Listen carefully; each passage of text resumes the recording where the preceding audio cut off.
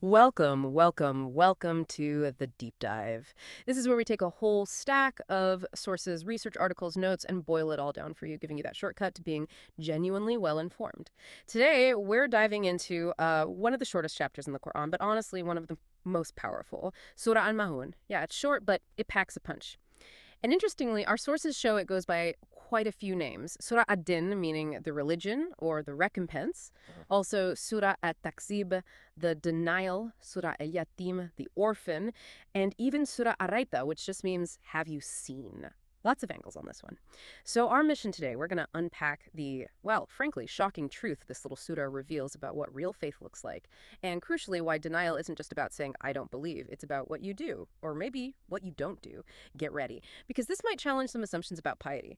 It's your shortcut to a really practical, maybe even uncomfortable truth. By the end of this, you'll have a completely new lens, I think, for looking at faith, piety, and those small everyday things that show what we really believe. Okay, let's unpack this. So the surah kicks off with this pretty direct question, Arayta alladhi yukadhibu bidin, which translates to, have you seen the one who denies the faith?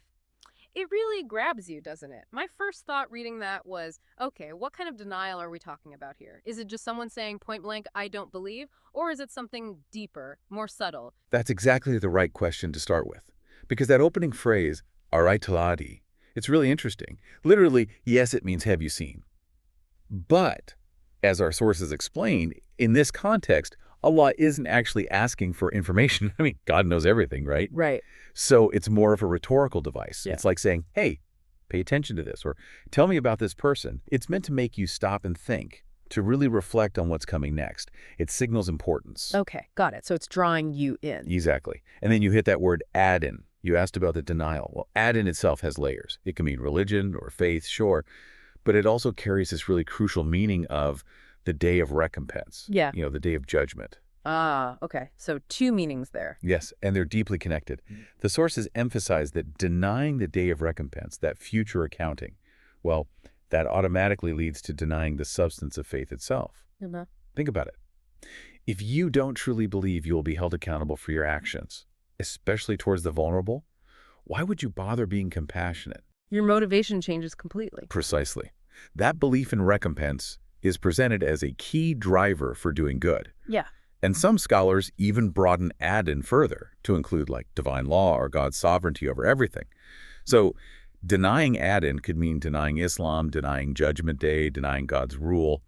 All massive denials, but they often show up in ways you wouldn't expect. Okay, this is fascinating. So denial isn't just an idea in your head. It shows up in your actions, how you live. So what does that look like? What are the specific behaviors the surah points to? What marks someone as a denier in this sense? Maybe things that would surprise us. You nailed it. The surah doesn't leave it abstract. It immediately gives the first characteristic, Fatali kaladi yadul yatim, which means that is the one who harshly drives away the orphan. Harshly drives away. Yeah, the word yadu isn't just turning someone away. It implies roughness, aggression, neglect, even abandonment is a strong word. Oh. And yatim, the orphan, traditionally, yes, it's a child whose father died before they hit puberty. But linguistically, the root means alone or unique. So it broadens out. It can mean anyone who's weak, vulnerable, lacking support. Could be a child whose dad is maybe sick or unable to provide, or a struggling single mother's child. Some even say like a student who lacks knowledge and guidance. So it's about vulnerability in general. It points towards that, yes. The picture is someone who, when faced with this kind of vulnerability, doesn't just ignore it. They actively, harshly push it away. And the sources give you some really vivid examples. There's a story about Abu Sufyan. This was before he embraced Islam, mind you.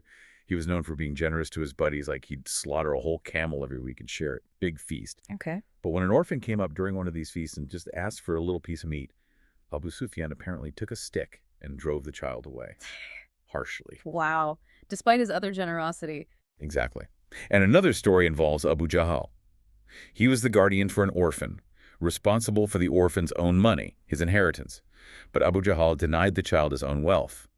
The orphan, desperate, went to the Prophet Muhammad, peace be upon him. The Prophet went with the child to Abu Jahl, and amazingly, Abu Jahl just gave the money.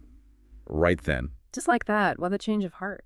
Well, later, Abu Jahl apparently claimed he saw like phantom spears all around the Prophet threatening him if he didn't comply, a sort of subtle miracle. But the point of these stories isn't just about being stingy. It's about a fundamental lack of empathy, a coldness, even cruelty towards those who are weakest. It's presented as a symptom of that deeper denial of Adin. Okay, that's one characteristic. What's the next one? The second one is wala yahudu ala thamil miskin, which means and does not encourage the feeding of the poor. Does not encourage. Yeah. Interesting phrasing. Isn't it? First, miskin, the poor. This refers to someone really destitute, like their hands are still, because they literally can't earn anything. Or maybe someone who's poor but too proud or shy to actually beg. But the key part is, does not encourage. This isn't even about you personally feeding them, although that's obviously good. This is the bare minimum. It's urging others to help. Yes.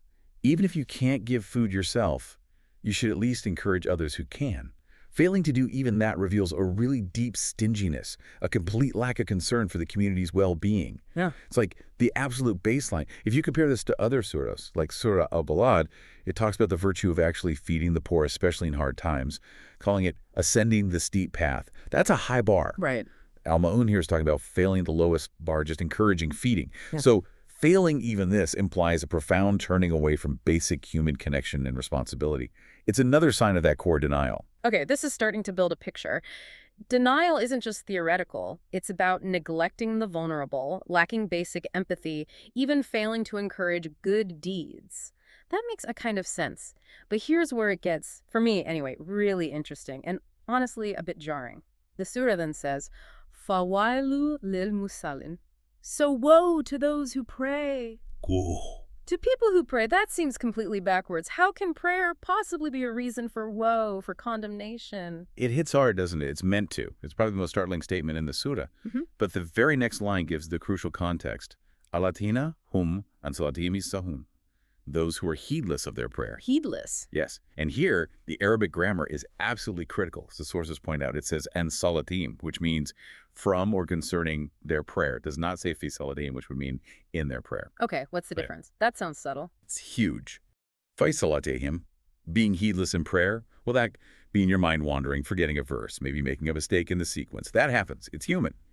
Even the prophets experienced moments of forgetfulness in prayer and corrected them. That's generally excused. Right, okay. But in salatihim, being heedless from or concerning their prayer, that's different. That means neglecting the prayer itself, delaying it way past its proper time without a good reason, rushing through it without any focus, or even more profoundly, performing the physical motions but completely missing the essence of the prayer, the substance. And what is that substance, according to the sources? It's about sincere reverence, humility, connecting with God, acknowledging your dependence on Him. It's a moment of humble supplication. Now, think about it. If you are genuinely humbling yourself before the Almighty, asking for your needs, how can you then, moments later, be arrogant or dismissive toward another human being who comes asking you for help? Ah, there's the connection. Exactly. True prayer, the kind with substance, should soften the heart. It should make you more aware of others' needs, more empathetic, more generous. It should transform your character. If your prayer doesn't do that, if it's just empty ritual, performed maybe out of habit or obligation but without real presence, Yeah. then it's heedless. And that's the kind of prayer that earns woe. It hasn't achieved its purpose. That makes so much more sense now. It's not the act itself, but the quality, the impact or lack of impact of that prayer on your soul and your actions. Wow. So what else? What other traits mark these people whose prayer is, well, heedless? Right. The surah continues listing these characteristics. The next one is Aladina hum yuran, which means those who show off. Show off in their religion. Precisely. This is the concept of Riyah. Performing good deeds in prayer is often the prime example, not purely for God's sake, but to be seen by other people, to get praise, admiration, a reputation for piety. Ah, okay. Like praying longer or more elaborately when people are watching. Exactly that kind of thing. Yeah. Or maybe making sure everyone sees the prayer mark on their forehead, or adopting a certain pious look. It's performing for an audience other than God, and this is taken very seriously.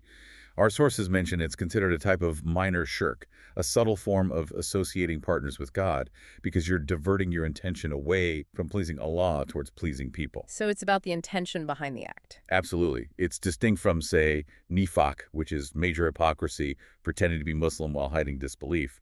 Riyah is more subtle. It's about the motivation behind actions that might otherwise be good. The prayer might look perfect on the outside, but if the intention is just for show, it's corrupted. Okay. Showing off. What's the final characteristic The mentioned? last one is Yamnaunal Ma'un, and they withhold Al-Ma'un. Elmo. And what does that mean exactly? Ma'an refers to small, everyday kindnesses or items of necessity, things that are easily lent or shared within a community without causing any real hardship to the owner. The classic examples given in the sources are things like lending your neighbor an axe or a cooking pot, maybe a needle and thread, some salt, water from your well, or even, fire or matches back in the day. Just basic neighborly help, So really small things. tiny things, Yeah. things that cost you almost nothing to share. And withholding even these, well, it points to an extreme level of miserliness, a profound lack of community spirit, of basic human helpfulness. It's not even about big charity anymore. Not at all. It's about the absolute bare minimum of being a decent, helpful neighbor. If someone is so stingy, so self-absorbed that they can't even do that, it reveals a really hard heart. Some interpretations also include withholding zakat, the obligatory charity, under the umbrella of Ma'an, because zakat is a fundamental communal support mechanism.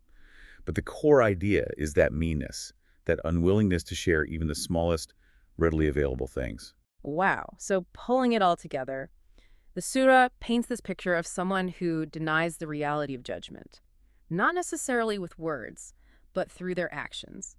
Being harsh to the orphan, not even encouraging help for the poor, praying heedlessly without interchange, showing off in their piety, and being stingy with even the smallest kindnesses. That's it. You've really synthesized it. It's a powerful critique. It feels like the message is that true faith isn't compartmentalized. It's not just rituals over here and life over there. They have to be integrated. Your belief, if it's real, must show up in how you treat others, especially the vulnerable. Absolutely. That's the core takeaway from the sources. The Sutta hammers home the idea that the substance of religion matters far more than just the formality. Islam isn't just checking boxes on rituals. It demands genuine inner conviction that blossoms into outward compassion and a sense of social justice. You see this connection beautifully drawn between the two core relationships. Our relationship with God, symbolized by salat prayer, and our relationship with humanity, symbolized by caring for the weak, the orphan, the poor, the neighbor needing man. They're linked. Inseparably linked. If your belief in God and the day of recompense is real, it has to bear fruit in how you treat people. Otherwise, the surah suggests it's hollow, it's a performance, maybe even self-deception.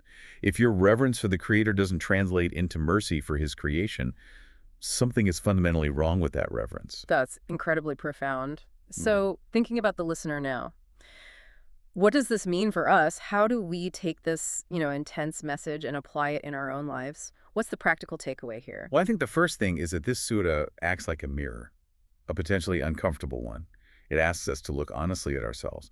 Are we, maybe even subtly, exhibiting any of these traits? Do we sometimes turn away from need because it's inconvenient? Do we ever find ourselves just going through the motions in our worship? Is there a part of us that cares even a little about how pious we look to others? Do we hesitate to offer small helps? Tough questions. They are. It challenges that easy assumption that just performing rituals makes you religious. It pushes for something much deeper. Holistic character, genuine empathy, real social responsibility. It's about the why behind our actions. And, the broader sources really emphasize this theme of mercy in Islam.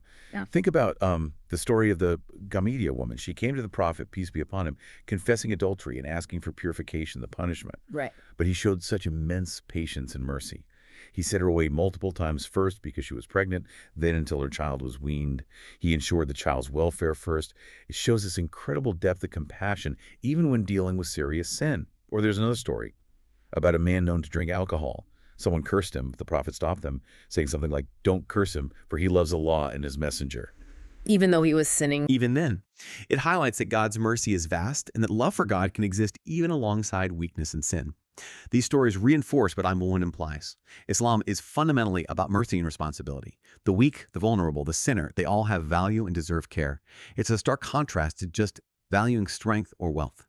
So the application for us, it's about consciously cultivating that connection between our inner faith and our outward actions, making sure our worship softens us, makes us more aware, more generous, more just, starting with the small things. This deep dive into Surah Al-Ma'un, it's really shown that genuine faith isn't about the grand dramatic gestures, maybe not even just the consistent rituals, though they're important. It seems like it's woven into the fabric of our everyday lives. Our small kindnesses, or lack thereof, our empathy, especially for those who have less or are struggling, the sincerity deep down in our hearts, even when we lend, a cup of sugar or offer an encouraging word. Maybe the real question the Surah leaves us with is this. If our faith, our prayers, our belief in God and accountability, if it doesn't actually move us to extend a hand or offer that encouraging word or share even that small, simple household item, then how much have we truly understood what it means to believe? How deep does that faith actually run? Something to really think about.